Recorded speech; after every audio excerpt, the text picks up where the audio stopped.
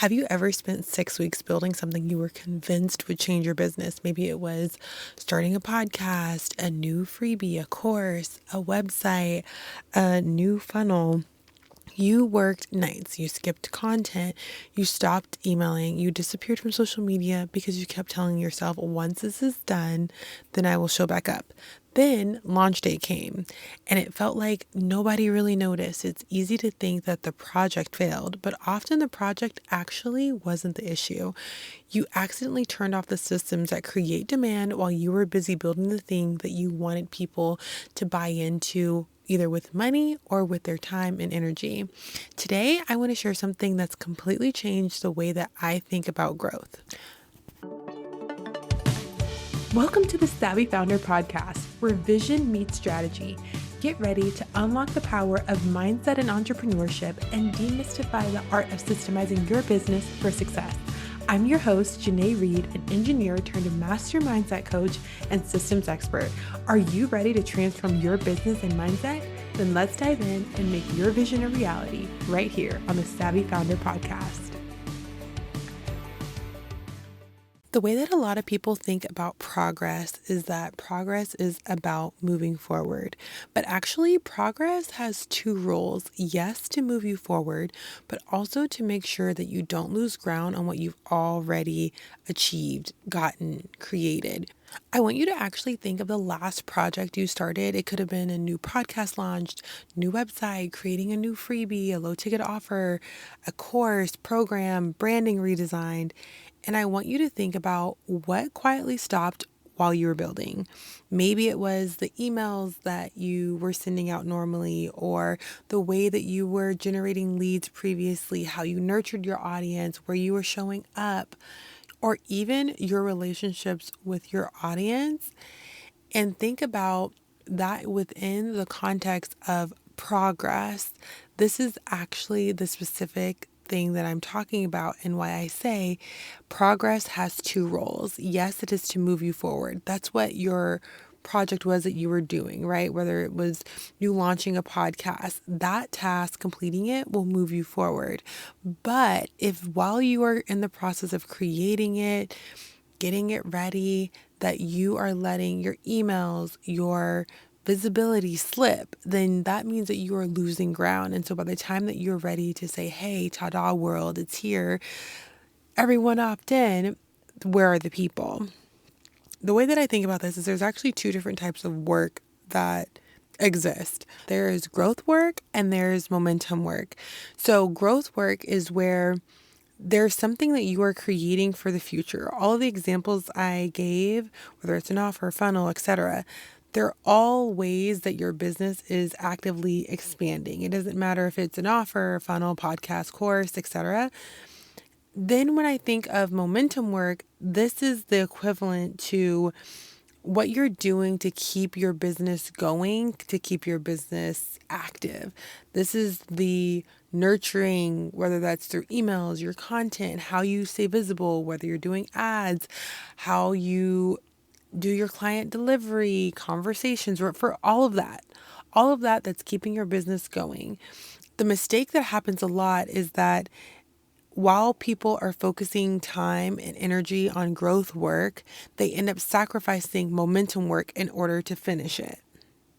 I want you to think of your business like building a house. Your growth work is adding new rooms, it's building a podcast studio, adding an office, renovating the kitchen, and your momentum work is keeping the utilities running. The lights still need to work. The water still needs to flow when you turn on the faucet. The electricity still needs to work, because if you shut off the utilities while you're moving, you will finish with a beautiful house that nobody can comfortably live in. And that's exactly what happens when entrepreneurs disappear for 6 weeks to build something new. They finish the project, but they accidentally turn off the very systems that were bringing people into the business in the first place. And the fact that this happens makes so much sense to me, because a lot of times we're really bought into the projects we're working on. We're very excited about it, and it starts to feel like the sooner I can get this done, the better. It feels very urgent, and it's so easy for it to become all consuming. It can feel productive. We get that dopamine hit because we're creating something tangible to move us forward. But business growth isn't only created through building, it's maintained through having consistency in the right places. And this is actually what made me start thinking about this like a minimum viable product. I think we've all heard that. Hey, when you're launching, do your minimum viable product. You're going to refine it, you're going to add to it, you can change, tweak once you get the data. I love it. But what if businesses also needed minimum viable momentum, which is the smallest amount of activity needed to keep your business moving while you're focused on building something bigger, which can be as simple as before you start any big project or task, then you would start thinking about what absolutely must keep happening to move it forward. What can you simplify? Or is there anything you can automate? What can wait? And how do I make sure that people can still keep finding me while I'm building? So earlier I mentioned an example of if you just stop doing your newsletter, you stop sending out email. What if you just could send out one thoughtful email every week? What if instead of posting on social media every day with new content, you were able to just repurpose a podcast episode? What if instead of trying to create something new all the time, you let Pinterest continue to distribute your existing content that you have? There's so many ways that you can take this concept of the minimum viable momentum and apply it. Honestly, it's something that let yourself be creative. Think of outside of the box solutions. And I feel like there's a way to adjust your output for the things that keep your business going on the regular basis while still being able to get closer to your goal when it comes to your projects. The same way that we use runways to prep for launches, warming up our audience, getting them brought in, the same thing needs to happen prior to every project that you do. Before you begin, maybe you need to batch a couple podcast episodes. Maybe you need to go ahead and pre-schedule out some newsletter, pre-scheduling your Pinterest content, refresh your evergreen ads. You can get some automations in place or formalize a way that you're doing client communication.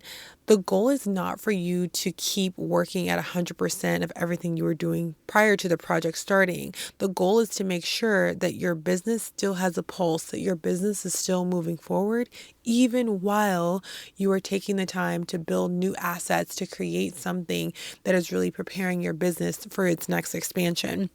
Imagine spending 6 weeks building your project and then your launch day arrives, and instead of dealing with a cold audience, a inbox that's getting no replies, very low analytics, you have new subscribers, you are reaching new people, people are already engaging. The momentum was literally waiting just to be applied so that it can go to something. So now the project that you had that you may have previously thought this was not working actually is able to accelerate in the way that it grows, and it doesn't feel like you're restarting at the end of that project.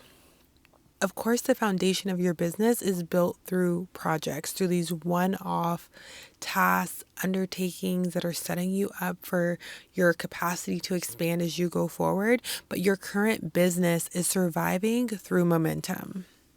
The online business owners that I see making the fastest progress aren't necessarily building faster, but they are so much better and efficient at protecting their momentum while they're in a building season. They understand this concept that I think is so often overlooked, that growth isn't just about creating the next thing. It's about also making sure that today's business can keep supporting your future vision. If I had to sum this all up, this is what I would really hope that you take away from this, is that a well-designed business doesn't force you to choose between building for the future versus sustaining for the present. It has enough structure that both can happen at the same time without you overexerting yourself. This is such a key part of what I talk about when I say stay savvy and be the savvy founder. It's about the small nuances. I think a lot of time there's so much focus on the big moves, the things that are going on. But actually, if you just change the way that you are able to maneuver and deal with what is required for your business today and in the future, it would change your dynamic with your business for the best. With that, stay savvy, and I will see you in the next episode.